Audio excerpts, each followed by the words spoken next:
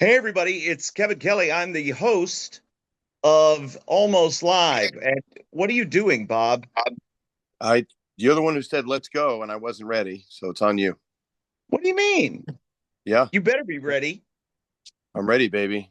This is the show. This is what the people have paid to see. Okay, What are you doing? Now you're turning around in circles. because I'm trying to get my little tripod to work.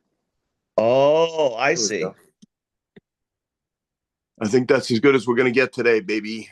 It looks fine. Hey, so we had a hell of a weekend last weekend as we record this We sure on the did. ninth on the 9th of May. We were in a car for what felt like forever. But what a fantastic trip. Um, it was two seminars, a wrestling show, two different promotions in both Indiana and Ohio. Thank you so much, Bob, for setting this up. I got to meet some great people and just had a wonderful time. Yeah, it was. It. Like I said, just the goal now is to just get everybody. Get my friends to be friends with my friends as we and just you and I kind of do our Bob and Kevin thing across the country and hopefully across the world. And got to do that by getting out and kind of meeting people one promotion at a time, one Yeah. step at a time, one company at a time, one seminar at a time, and build because as we get momentum going, you and I had a long talk about momentum a couple days ago, and the momentum is building. We're not only for August 9th and your show in central Pennsylvania, but just because of the whole Bob and Kevin, just going out there and doing seminars and delivering quality stuff everywhere we go. And, we've had people who have said, you guys are different than a lot of people. You take a lot of time. You try to leave the place better than how you found it. And I firmly believe that we do that everywhere we go. And I guess, unfortunately, not everybody has that same goal, but we want to leave this business better.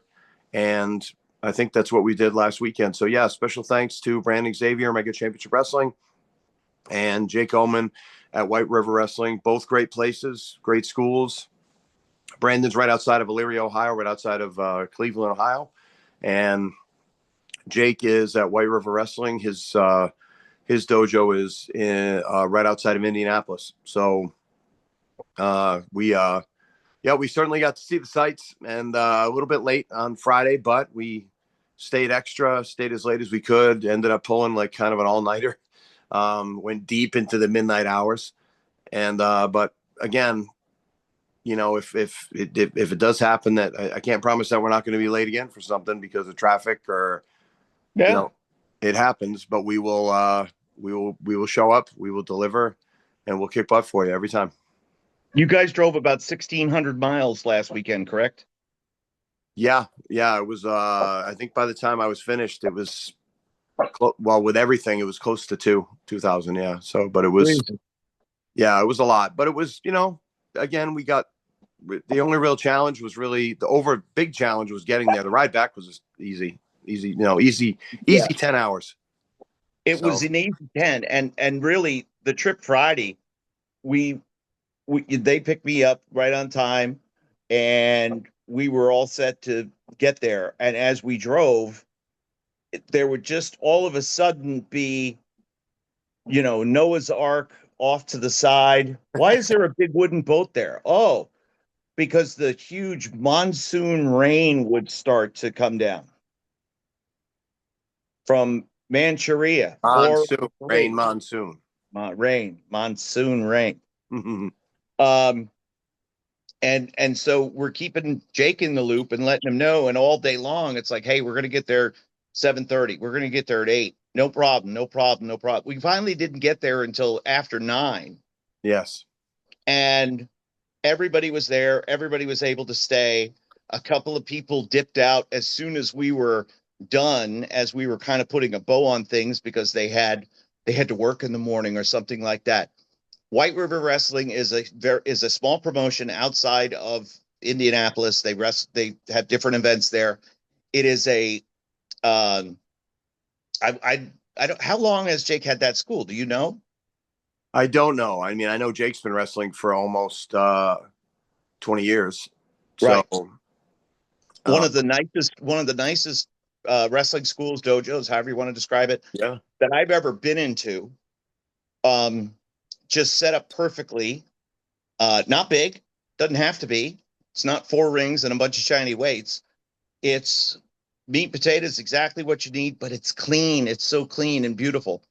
And we just had a great time working with trainees of different experience levels. Yep.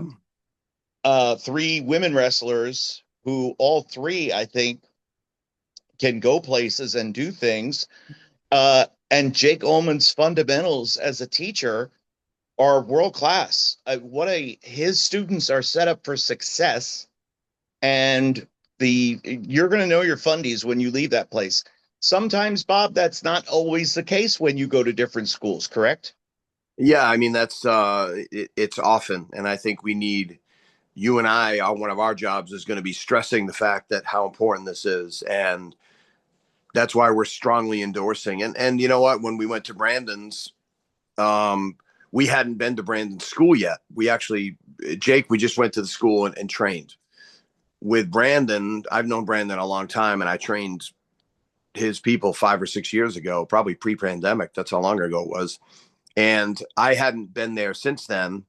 And it was actually a different location, the whole thing. And we went to a show first, and there was a lot going on, a lot of moving pieces. And this is nothing we didn't say to the guys. This is nothing we won't say here. There were some indie wrestling mistakes made, which we Mm-hmm. talked about. And then my fear was that when we went, so that was Saturday night, Sunday morning, we go to the seminar. My fear was that we'd be teaching fundamentals and really having to drill fundamentals in. That wasn't the case. They actually knew their fundamentals. I think sometimes you just need permission to use them and realize that you're Yeah. on the right path, because the good news was that everybody could kind of work and everybody could do what they were told. The bad news is when they go back on the independents, they're going to feel this innate pressure. By the way, nobody tells them this. It's the same pressure I would feel. It's the same pressure a lot of workers feel.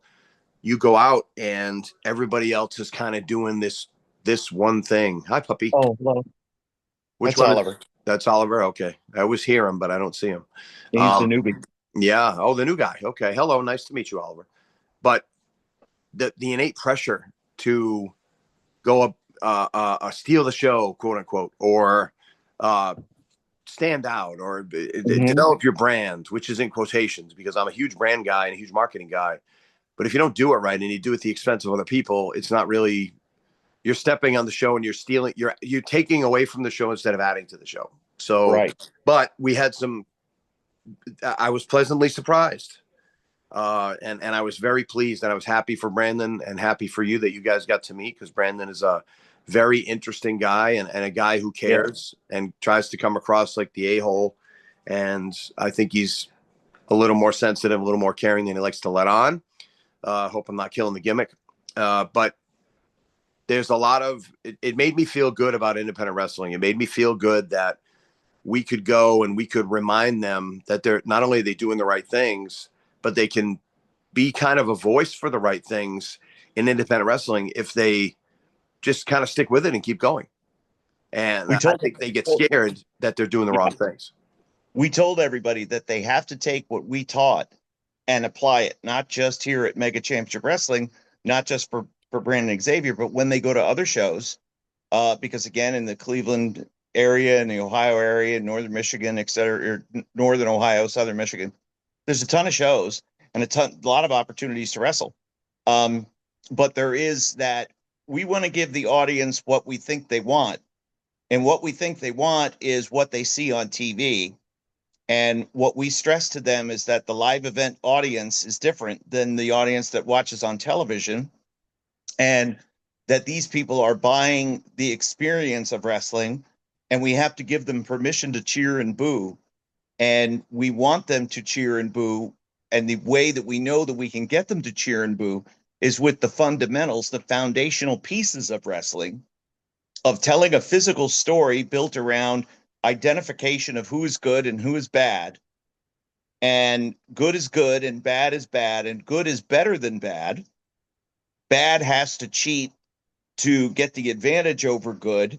Good eventually fights back, and then we head towards the conclusion of the match, Right. which has the audience's attention now because they understand the role that each wrestler is playing, and the the outcome then is predicated on either the bad guy pulling out the dirty trick to win, or the good guy overcoming the odds or the obstacles or whatever to triumphantly reign.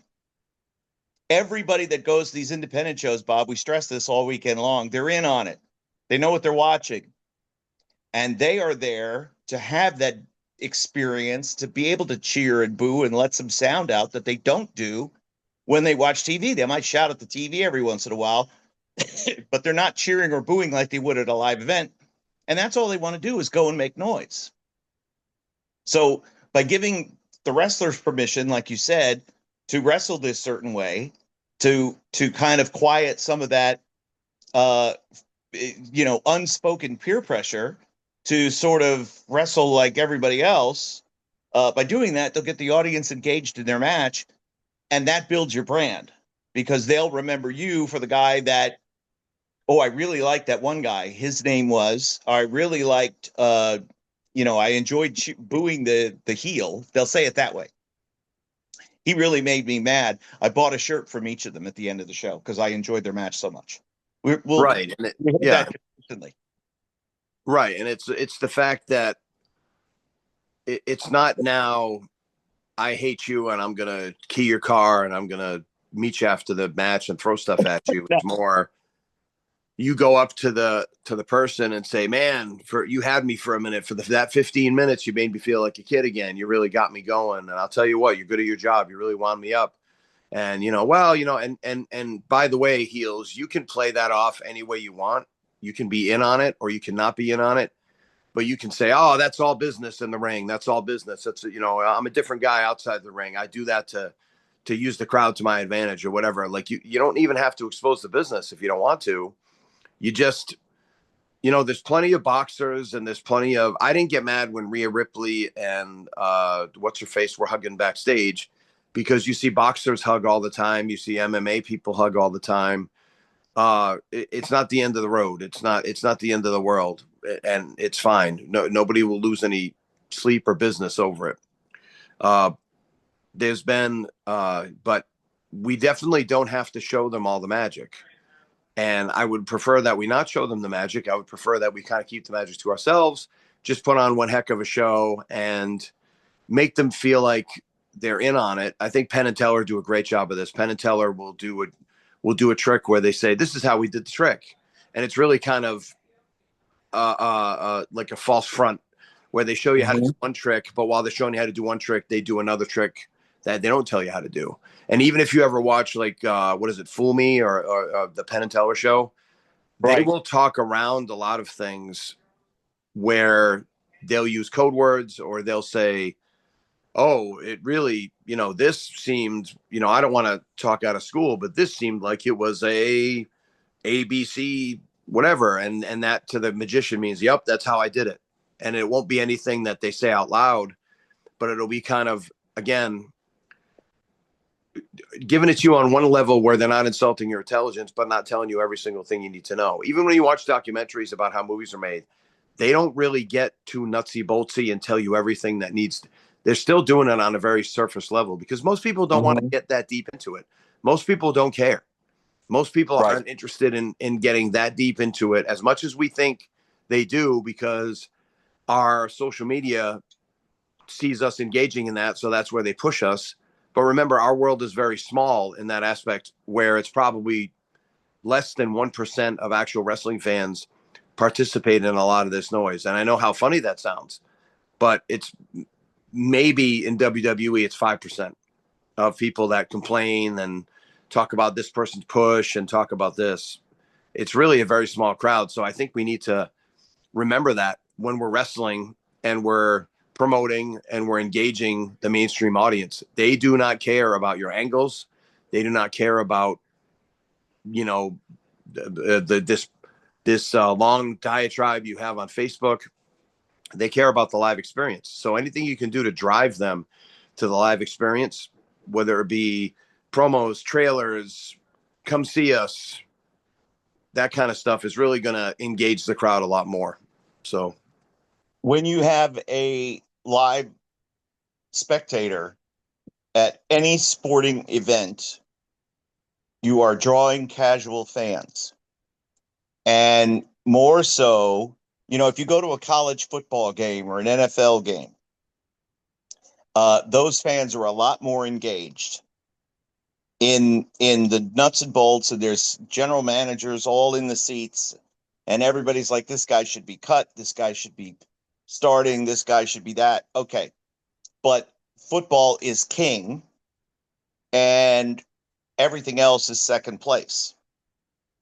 And what we like in professional wrestling at the independent level, we liken it to minor league baseball. And we've stressed this a lot as of late here on Almost Lives and at every seminar that we do.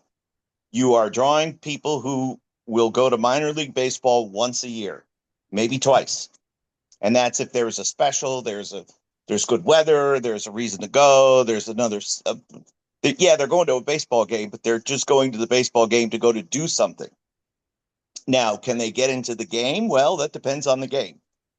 But we can always make sure, because we control the physical action, we can always make sure that the fans are into it.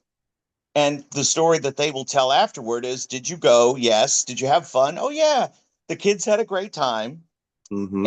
And they ran around and they enjoyed it. And there was this one guy that I liked. He was cute.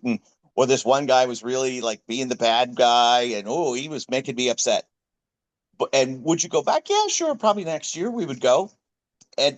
But all those circumstances have to be right, because you're just talking about somebody that's going to go once a year. So that means in a city, if you're drawing 500, you have to have a pool of like 50,000 that you're trying to pull from. I think so. Yeah, because these people are only going to come once a year, if that, and that's if their schedule works out.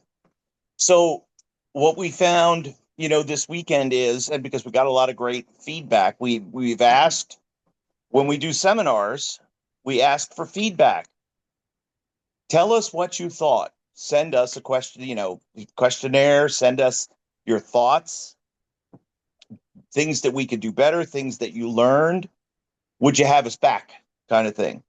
And Mm-hmm. the feedback that we saw from the mega group, was overwhelmingly positive. They wanted more Bob time. Um, they wanted more wrestling time, but they liked the value that we brought. They liked the way that we presented everything, and we seemed to give it to them in a way that everybody could understand, even though we had a range of ages and talent levels and expectations of the industry. Some guys were there that they wrestle overseas. Some guys were Mm-hmm. there because they're just starting. We had a pair of brothers. They looked identical. One was 3 years younger than the other. One's 15. The other one's 18. Um, they have a couple of real blue chippers who are going to be something in a few years, and they have some projects who, with the right work and the right breaks and the right patience, can get there. But it seemed like it was. We certainly don't present one size fits all, and even in a vast group like that, with a variety of skill level and potential and experience coming in, it seemed like we gave them a little something for everybody. Yeah. What was your biggest takeaway? Was there just something that you learned uh, about your teaching style, about something that we need to apply, about something on that end? Was there something that we're going to take from your point of view that we're going to internalize and take with us to the next? Because you and I are busy all summer, Yeah. either promoting wrestling or seminaring. In fact, we have another one next week in right outside of our friends at Excite at Horseheads, New York. So we're going to put our horse Very heads exciting. together and have a good have a good seminar, and it looks like we're going to have a very good turnout for that one too. So and then the train just keeps rolling, man. Like I'm in Vancouver. I'm in Vancouver the next week. You're in Pittsburgh the week after that. I'm in Texas the week after that. We're both in Virginia. We're in New Hampshire at the end of the month, of June. I mean, it just keeps coming. So Yeah. what The biggest thing that I got yeah, is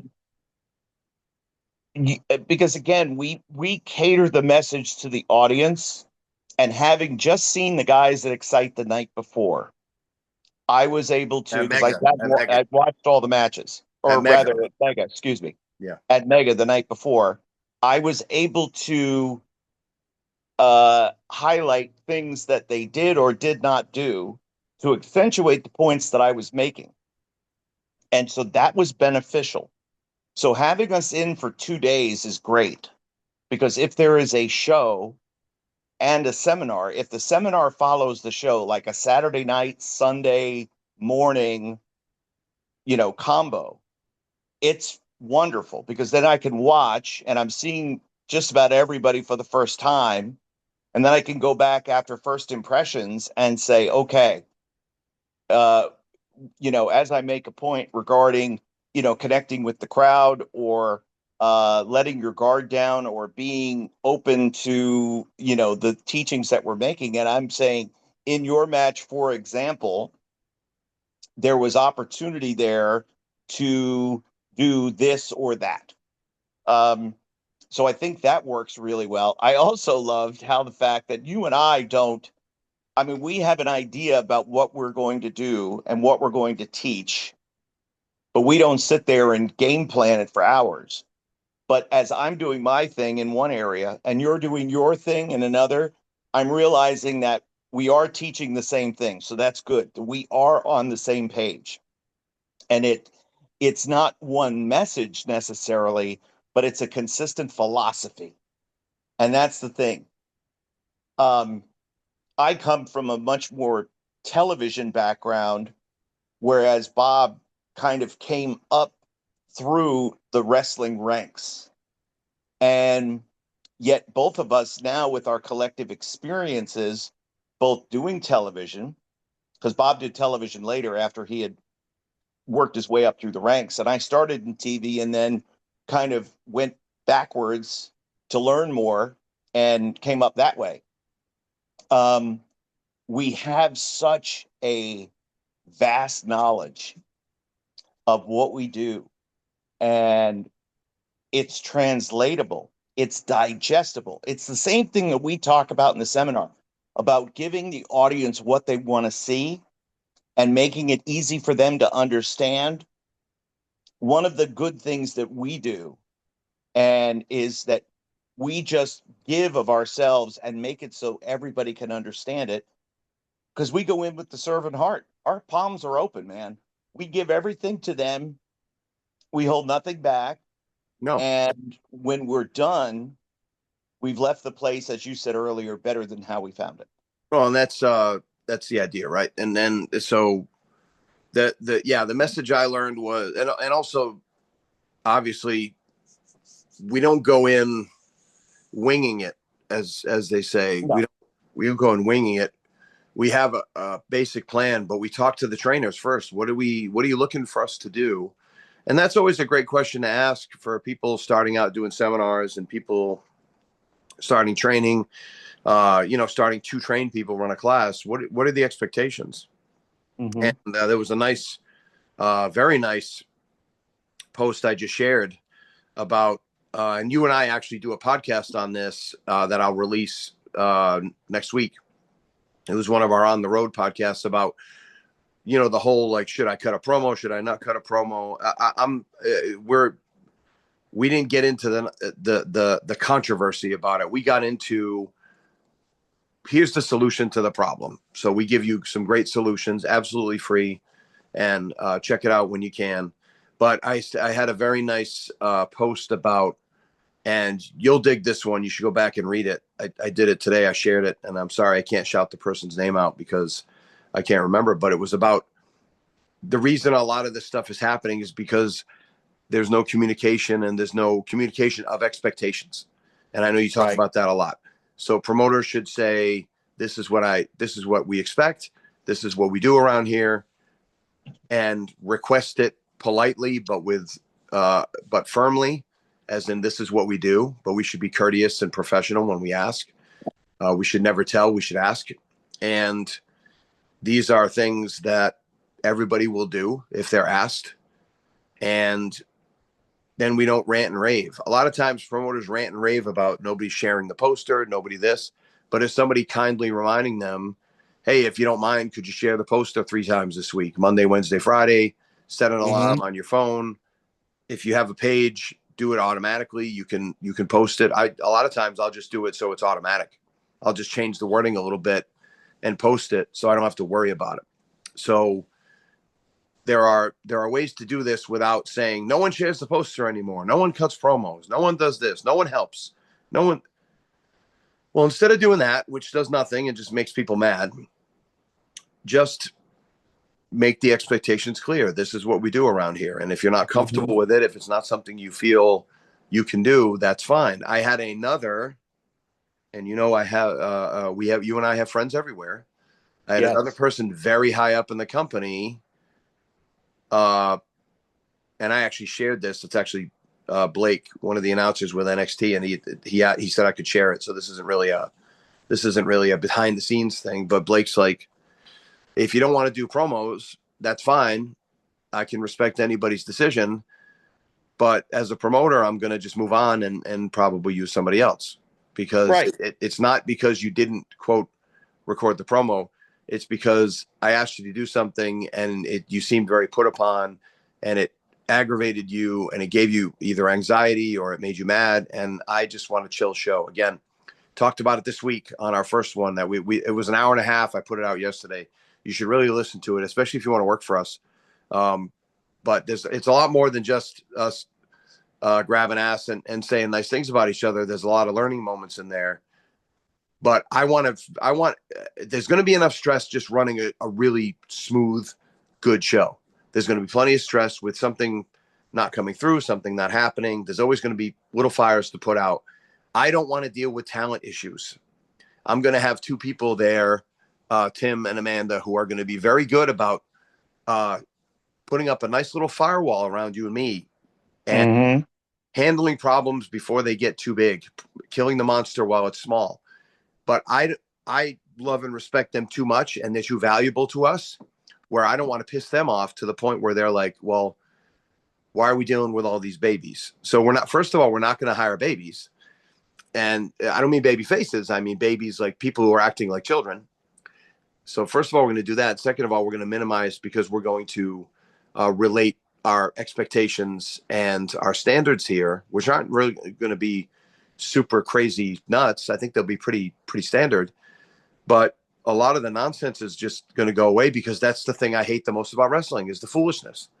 Right. So the foolishness is going to go away. All the stuff that I dislike about being on wrestling shows, my pet peeves, you will notice they're my pet peeves because they will not be on the show. And it'll be a little bit different from a lot of independent shows, because I feel like there's some unnecessary bureaucracy and red tape being put up on a very small show with only a few people working there. So we don't need to cause problems. So, but that's, yeah.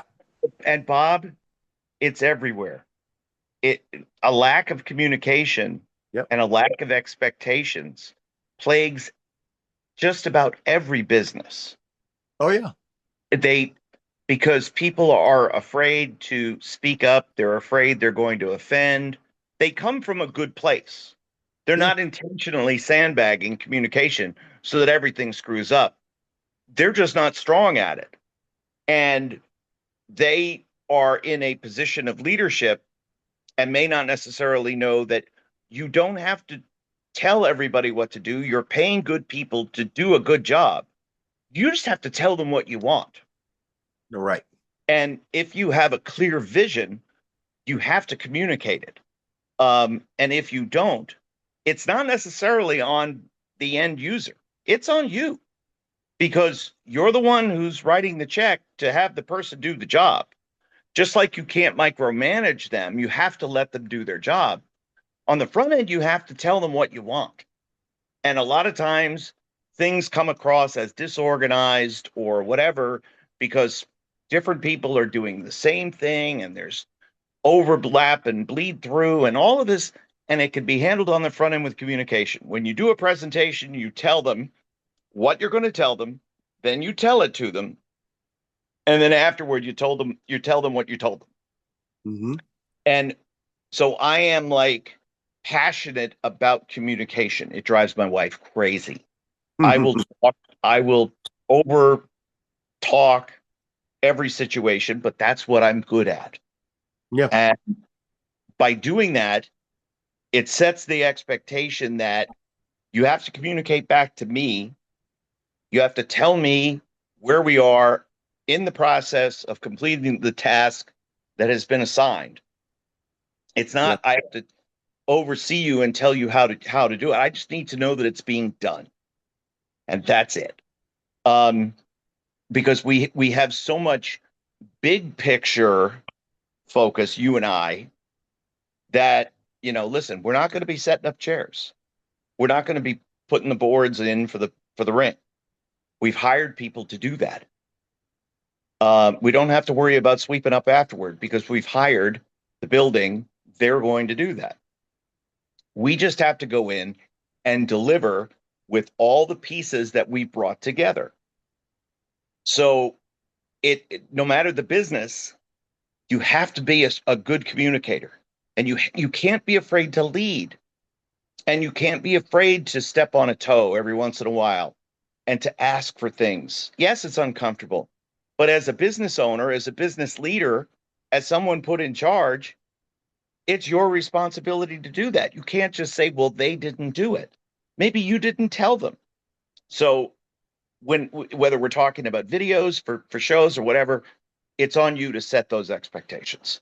One, we talked to a promoter recently about that, where they're running this big building, and Mm-hmm. and they're in this huge like soccer field deal, and the issue was your people can't find you. And there were a couple times on the show where there was a lack of communication exactly what's done.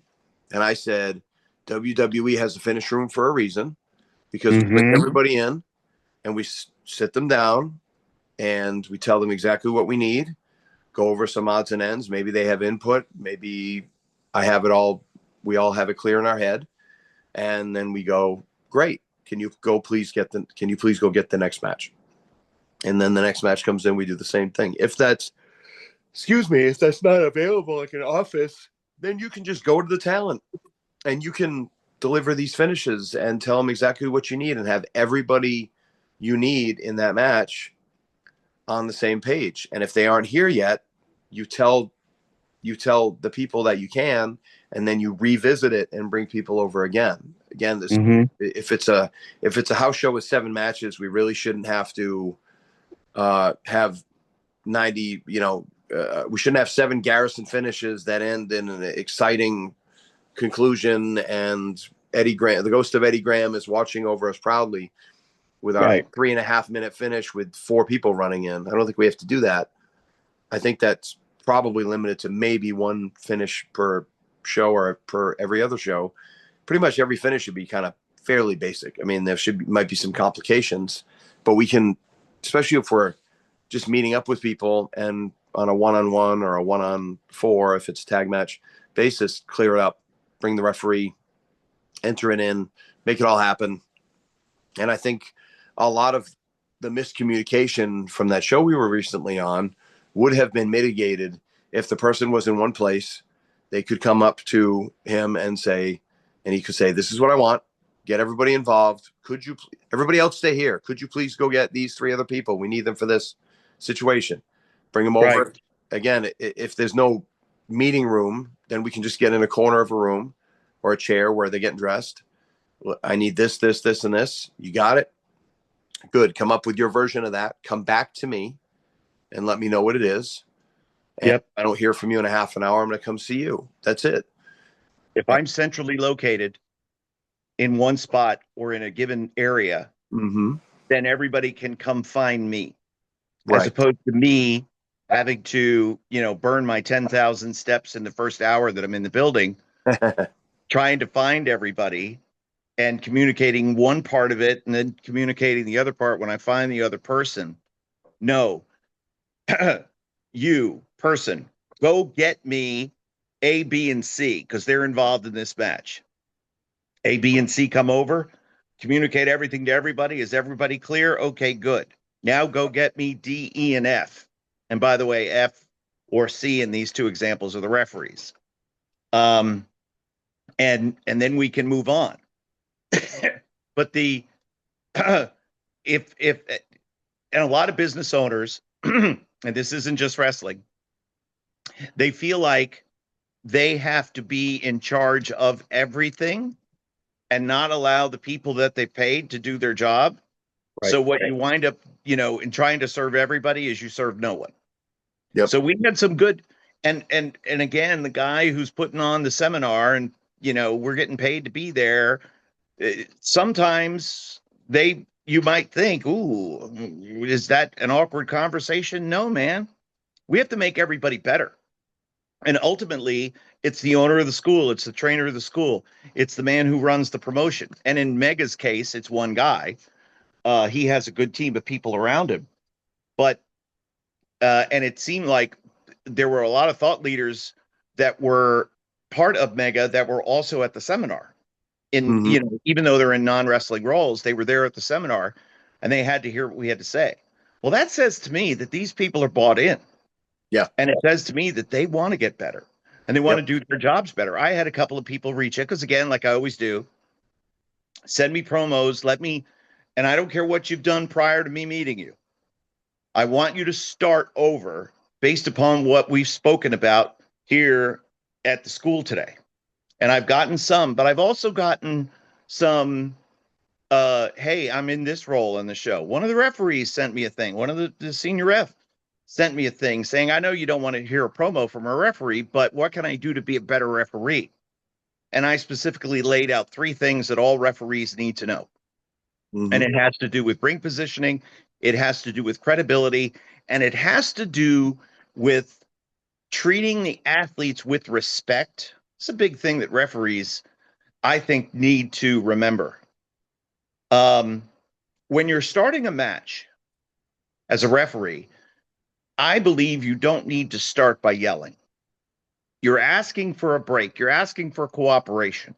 You're asking for everybody to, again, I'm going to try to lower the temperature in the room and keep things calm rather than accentuate any problems by bringing my voice up. How many times have we seen a fight escalate because one person is yelling? Yep. But you don't need to yell, referee. Just start calm. Hey, guys, professionals here, give me a clean break, okay? Just take a step back. I don't need to count. Just take a step back. We'll have a clean break and we'll continue with the match. All right, now, come on now. I'm asking for a break. Asking for a break this time. Please give me a clean break this time. All right, guys, listen. Now, I haven't gotten a clean break from you yet. This is your chance. Come on now, show me you can do it. Here we go. 1, 2, clean break. All right, listen, I'm going to continue to ask you for a clean break. So the voice starts to get a little hot because you realize they're not listening to you. But if you come in at an 11 right out of the gate, well, A, you've got nowhere to go. And they, just like your kids, man, if you're yelling, they're going to tune you out. Right. You don't want that. So there was so much good that came out of it from both Saturday and Sunday. And being able to see like the way Jake Ullman runs his school, and the big picture that he's decorated his school, his amazing journey. He's wrestled in 37 countries around the world. Yes. He's setting up training in places in countries in the world, folks, that don't have wrestling. Mm. He's involved in the birth of professional wrestling in Hungary. So there was Bulgaria. Bulgaria, yes, because I know there's wrestling in Hungary, but Bulgaria.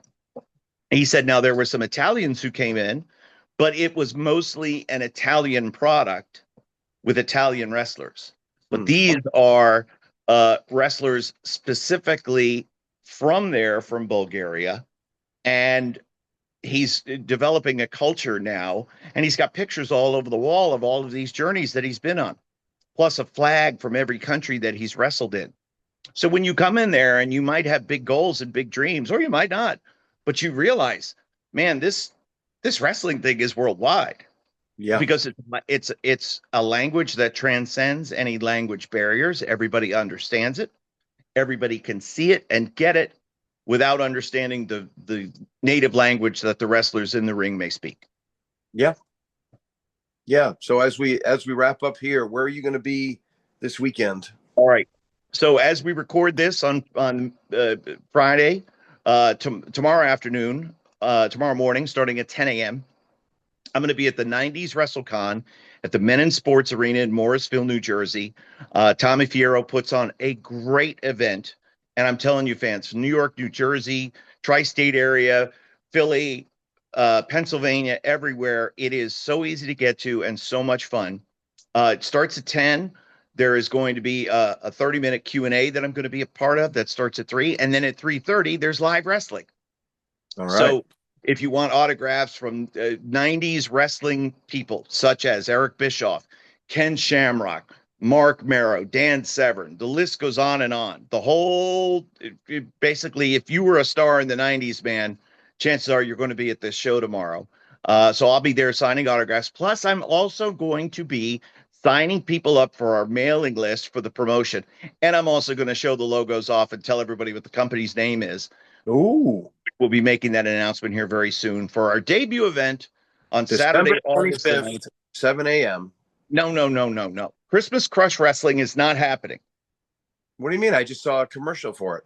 Yeah, and that was, I'm going to put a cease and desist out for any false communication regarding Christmas Crush Wrestling. Christmas Crush Wrestling on Christmas morning at 7 a.m., Bob, is a ludicrous concept. And you have put my name to this, and people are starting to ask me about this, and I'm getting hot about it because I'm not going to sacrifice Christmas morning with my family to run a wrestling show at 7 a.m. But you just said Ludacris was going to be there. Oh, geez. Ludacris Kringle.